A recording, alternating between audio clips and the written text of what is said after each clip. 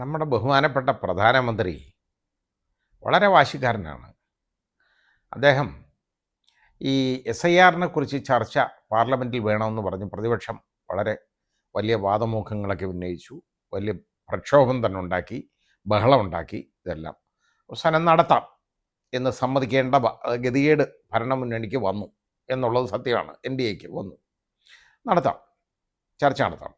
പക്ഷെ അതിനു മുമ്പ് വന്ദേമാതരത്തിൻ്റെ ചർച്ച നടത്തണം. വന്ദേമാതരത്തിൻ്റെ ചർച്ച, അത് ചിരിക്കാതെ എന്താ ചെയ്യുന്നത്? വന്ദേമാതരത്തിൻ്റെ ചർച്ച ഈ സമയത്ത്, ഈ കാലത്ത്, അതായത് ഇവിടെ ജനങ്ങൾ ഒരുപാട് കഷ്ടപ്പെടുകയാണ് പല പ്രശ്നങ്ങളിൽ. ഇപ്പോൾ ഈ SIRൻ്റെ കാര്യത്തിൽ ആളുകൾ അങ്ങോട്ടും ഇങ്ങോട്ടും നെട്ടോടുന്നു.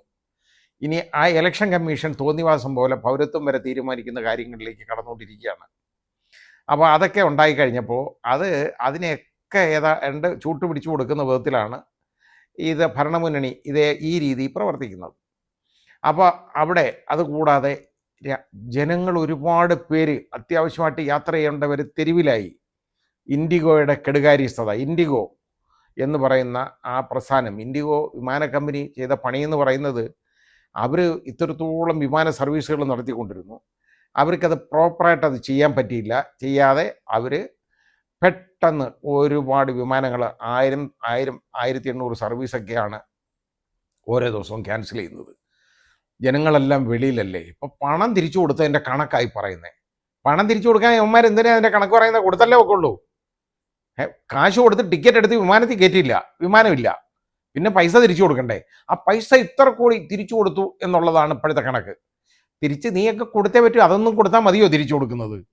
യഥാർത്ഥത്തിൽ അതിൻ്റെ ഒരു 4 ഇരട്ടിയെങ്കിലും നഷ്ടപരിഹാരമായിട്ട് കൊടുക്കണ്ടേ? അത് വേണ്ടേ ചിന്തിക്കാൻ?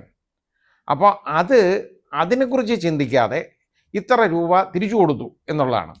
ഇങ്ങനെ കിടന്ന് ആളുകൾ നെട്ടോട്ടം ഓടുന്ന പ്രശ്നങ്ങൾ നമ്മുടെ സമൂഹത്തിൽ നടക്കുകയാണ്. കർഷകർ വളരെ വലിയ പ്രതിസന്ധിയിലാണ് കേട്ടോ.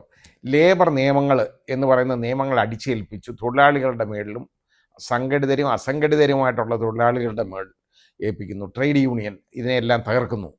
ഇതെല്ലാം വന്നു കഴിഞ്ഞപ്പോൾ ആകെ ജനങ്ങൾ വലിയ പ്രശ്നത്തിലാണ്. ഇതൊക്കെ ജനങ്ങളുടെ കാതലായ പ്രശ്നമാണ്. പാർപ്പിടം, ആഹാരം എന്നൊക്കെ പറയുന്നത് അവരുടെ പ്രശ്നമാണ്. ആ കാതലായ പ്രശ്നങ്ങളിലേക്ക് ഒന്നും ശ്രദ്ധിക്കാതെ വന്ദേമാതരവും പൊക്കി പിടിച്ചുകൊണ്ട് വന്നേക്കാം. ഇപ്പോൾ എന്തിനാണെന്ന് ചോദിച്ചു കഴിഞ്ഞാൽ, പശ്ചിമ ബംഗാളിൽ ഇലക്ഷൻ വരുമല്ലോ. അപ്പോൾ ബംഗാൾ പിടിക്കണം. ഇനി ബംഗാളികളെ സ്വാധീനിക്കാനുള്ള ഒരു മാർഗമാണ് ഒരു ബംഗാളി രചിച്ച വന്ദേമാതരം. വന്ദേമാതരം വളരെ ഇതായിരുന്നു. നമ്മുടെ സ്വാതന്ത്ര്യ സമരത്തിന് ഏറ്റവും കൂടുതൽ പ്രചോദനം കൊടുത്തതാണ്. ഇത് പറയുന്ന ആരാ? സ്വാതന്ത്ര്യ സമരത്തിൻ്റെ സമരങ്ങൾ നടക്കുമ്പോൾ, അതിൻ്റെ ജാഥകളൊക്കെ പോകുമ്പോൾ വേലിപ്പത്തിലെ പോലും പിടിച്ചോണ്ട് ഇതൊന്നും നോക്കാതെ നിന്നവന്മാരാണ് ഈ വിളിച്ചു പറയുന്നത്. സ്വാതന്ത്ര്യ സമരത്തെക്കുറിച്ച് ഇവർക്ക് എന്ത് അവകാശം പറയാൻ? ഇവർ സ്വാതന്ത്ര്യ സമരത്തിന് എന്ത് ചെയ്തിട്ടുണ്ട് ഈ പ്രസ്ഥാനം? എന്നിട്ടാണ് ഈ വിളിച്ചു പറയുന്നത് സ്വാതന്ത്ര്യ സമരത്തിന് ഏറ്റവും. അപ്പോൾ വന്ദേമാതരം ഇതൊക്കെ കേൾക്കുമ്പോൾ വിവരമില്ലാത്ത കുറേ ആളുകളുണ്ടല്ലോ, ഇതിൻ്റെ പുറകെ നടക്കുന്നവന്മാരുണ്ട്. വളരെ വലിയ വർഗീയ മതമൗലികവാദികൾ. ഇവന്മാർ ഇത് പ്രധാനമന്ത്രിയല്ലേ എന്ന് പറഞ്ഞാലും അത്. പക്ഷേ പറഞ്ഞ് ഇന്നലെ പ്രധാനമന്ത്രി പറഞ്ഞതിനെക്കുറിച്ചാണ് ഞാൻ ഈ പറയുന്നത്. പറഞ്ഞുകൂടാതെ ഒരു കാര്യം പറഞ്ഞു. ജവഹർലാൽ നെഹ്റു ഇവിടുത്തെ മുസ്ലിങ്ങളെ പ്രീണിപ്പിക്കാൻ വേണ്ടി വന്ദേമാതരത്തിൻ്റെ കുറേ ഭാഗം വെട്ടി മാറ്റിയെന്ന്. വലിയ കാര്യമായിപ്പോയി എന്ന് നടന്ന സംഭവം പറയുന്നത്. ജവഹർലാൽ നെഹ്റു ആരായിരുന്നെന്നുള്ളത്, ജവഹർലാൽ നെഹ്റു അത്രയും വൃത്തികെട്ടവനാണെന്നുള്ള രീതി പറയാനാണ് അവതരിപ്പിക്കുന്നത്. ആ പണ്ഡിറ്റ് ജവഹർലാൽ നെഹ്റുവിനെ ഒരുപാട് ആക്ഷേപിക്കുകയും ചെയ്തു പ്രധാനമന്ത്രി. ഈ പ്രധാനമന്ത്രിക്ക് അതിനുള്ള യോഗ്യതയുണ്ടോ എന്ന് ആദ്യം സ്വയം ഒന്ന് ചിന്തിക്കണം. പണ്ഡിറ്റ് ജവഹർലാൽ നെഹ്റു എന്ന് പറയുന്നത് വളരെ വലിയ വിദ്യാഭ്യാസം ഉള്ള ആളും വലിയ വിവരമുള്ള മനുഷ്യനുമാണ്. വലിയ എഴുത്തുകാരനായിരുന്നു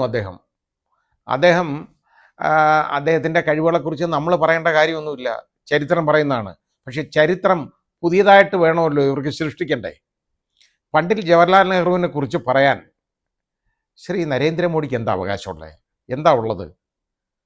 അദ്ദേഹത്തിൻ്റെ ഡിഗ്രി എന്താണ്? പണ്ഡിറ്റ് ജവഹർലാൽ നെഹ്റു വാങ്ങിയേക്കുന്ന ഡിഗ്രികളായതാണ് എന്ന് ചിന്തിച്ചത്. ഇനി ഞാനത് പ്രധാനമന്ത്രിയെ ആക്ഷേപിക്കാനൊന്നും ഞാൻ തയ്യാറല്ല. പ്രധാനമന്ത്രി എന്നുള്ള നിലയിൽ പ്രധാനമന്ത്രി ഒരുപാട് വലിയ അധികാരങ്ങളൊക്കെ കൈയാളുന്നതാണ് അദ്ദേഹം. ഇതുപോലൊക്കെ നടക്കുന്നു, എല്ലാം നടക്കുന്നു, അതൊക്കെ നടന്നോട്ടെ. പക്ഷേ പണ്ഡിറ്റ് ജവഹർലാൽ നെഹ്റു ആരാരെന്ന് ചോദിച്ചാൽ ഇന്ത്യയുടെ പ്രഥമ പ്രധാനമന്ത്രി. അദ്ദേഹം ഇന്ത്യക്ക് ചെയ്തേക്കുന്ന സംഭാവനകൾ എന്താണെന്നൊന്ന് ചെറുതായിട്ടൊന്ന് ചിന്തിച്ചാൽ മതി.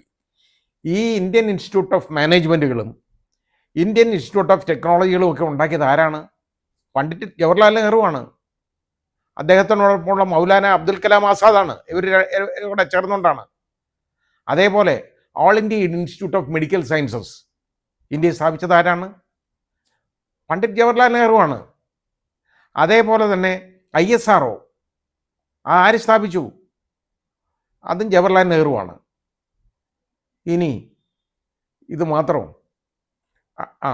DRDO ഇപ്പോൾ നടത്തുമല്ലോ, അവർ അത് കൊണ്ടുവന്നത് ആരാണ്? അത് അദ്ദേഹം തന്നെയാണ്. ഇന്ത്യയുടെ എല്ലാവിധ വികസനങ്ങളിലേക്കും നന്ദി കുറിക്കത്തക്കവണ്ണമുള്ള അടിസ്ഥാന സൗകര്യങ്ങൾ മുഴുവൻ ഏർപ്പെടുത്തിയത് പണ്ഡിറ്റ് ജവഹർലാൽ നെഹ്റുവാണ്. അദ്ദേഹത്തെക്കുറിച്ച് വായിക്കണം, മനസ്സിലാക്കണം. എന്നാലേ അത് അദ്ദേഹം ആരാരെന്ന് അറിയാൻ കൊള്ളൂ. അദ്ദേഹത്തിൻ്റെ പുസ്തകങ്ങളൊക്കെ ഒന്ന് വായിക്കണം കേട്ടോ. വായിച്ചാൽ അല്ലേ മനസ്സിലാവൂ പണ്ഡിറ്റ് ജവഹർലാൽ നെഹ്റു ആരാരെന്നുള്ളത്.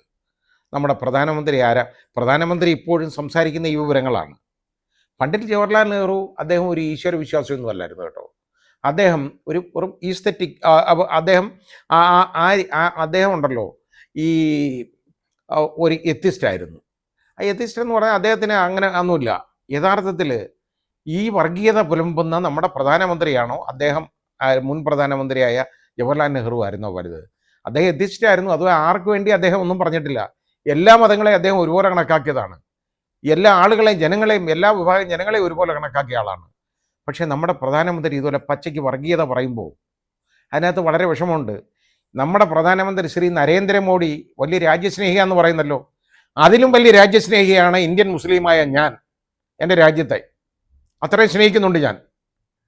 അപ്പോൾ അതുകൊണ്ട് രാജ്യസ്നേഹമൊന്നും ഞങ്ങളെ പഠിപ്പിക്കേണ്ട. ഈ നാട്ടിലെ മുസ്ലിങ്ങളെ മുഴുവൻ അടച്ചാക്ഷേപിക്കുകയും വേണ്ട. മുസ്ലിങ്ങളുടെ സംഭാവന വളരെ വലുതാണ് സ്വാതന്ത്ര്യ സമരത്തിൽ. അത് ആ ഇന്ത്യ ഗേറ്റിലൊന്ന് പോയി നോക്കിയാൽ കാണാം. അതിനെ മായ്ച്ചു കളയുന്ന എന്ന് വരും എന്ന് നമുക്ക് അറിഞ്ഞുകൂടാ. അത് സ്വാതന്ത്ര്യ സമരത്തിൽ രക്തസാക്ഷികളായിട്ടുള്ള ആളുകളുടെ പേരെഴുതി വെച്ചിട്ടുണ്ട് അവിടെ. അതൊന്ന് പോയി വായിക്കണം ആദ്യം. എന്നിട്ട് പറയണം ഇന്ത്യൻ മുസ്ലിംസ് ആരാരെന്ന് പറയണം. ഇനി കുറേ എണ്ണം വൃത്തികെട്ടവന്മാരൊക്കെ പോയി, അത് പൊക്കോട്ടെ. അതൊക്കെ ഉണ്ട്. മതമൗലികവാദികൾ എല്ലാ വിഭാഗത്തിലും ഇല്ലേ, പോയി. പക്ഷേ ഇവിടുത്തെ മുസ്ലിങ്ങളെ അടച്ചാക്ഷേപിക്കുക എന്ന് പറയുന്നത് പ്രധാനമന്ത്രിക്ക് ഭൂഷണമാണോ എന്ന് അദ്ദേഹം ചിന്തിക്കണം. തെറ്റാണ് ചെയ്യുന്നത്.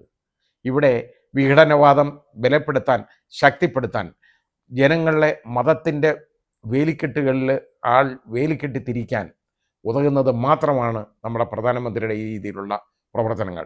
ശ്രീമതി പ്രിയങ്ക ഗാന്ധി ജവഹർലാൽ നെഹ്റുവിൻ്റെ ആയിട്ടുള്ള ബന്ധം പറഞ്ഞു കഴിഞ്ഞാൽ, ജവഹർലാൽ നെഹ്റുവിൻ്റെ കൊച്ചുമകൻ്റെ, അതായത് ചെറുമകൻ്റെ മകളാണ് പ്രിയങ്ക ഗാന്ധി. അപ്പോൾ പ്രിയങ്ക ഗാന്ധി ഇന്നലെ പറഞ്ഞ ഒരു കാര്യമുണ്ട്, ഒരു പ്രസ്താവനയുണ്ട്. അവർ ചോദിച്ചു പ്രധാനമന്ത്രിയോട്, അതിന് ഉത്തരവില്ലായിരുന്നു പാർലമെൻറ്റിൽ. നമ്മുടെ പ്രധാനമന്ത്രി, നിങ്ങൾ ഇരുന്ന വർഷത്തേക്കാൾ കൂടുതൽ ജയിലിൽ കിടന്നിട്ടുള്ള ആളാണ് ജവഹർലാൽ നെഹ്റു. ശരിയാണ്. ആർക്ക് വേണ്ടി? നമ്മുടെ രാജ്യത്തിന് വേണ്ടി. തിരിച്ചറിയണം, മനസ്സിലാക്കണം. ഇങ്ങനെ പഴയ അധ്യായങ്ങൾ മായ്ച്ചു കളയാൻ ശ്രമിക്കരുത്. തെറ്റാണ്. നമ്മുടെ സ്വാതന്ത്ര്യം നമുക്ക് വാങ്ങിത്തന്ന ആളുകളെ മറന്നു കളയരുത്. തെറ്റാണ്. ഇനിയുള്ള വികസനങ്ങളൊക്കെ വന്നോളൂ, നല്ലതാണ്, വരട്ടെ. നല്ല ഭരണവും വരട്ടെ. കോൺഗ്രസ് അധികാരത്തിൽ വരണമെന്നൊന്നും ഞാൻ പറയുന്നില്ല. എനിക്ക് അതിനുള്ള യാതൊരു താല്പര്യവും എനിക്കില്ല പ്രത്യേകിച്ച്. പക്ഷേ ജനങ്ങളുടെ കാതലായ പ്രശ്നങ്ങളിൽ ഇടപെടുന്ന സർക്കാരുകളായിരിക്കണം നമ്മുടെ രാജ്യം ഭരിക്കേണ്ടത്. അത്രയും മാത്രമേ എനിക്ക് പറയാനുള്ളൂ.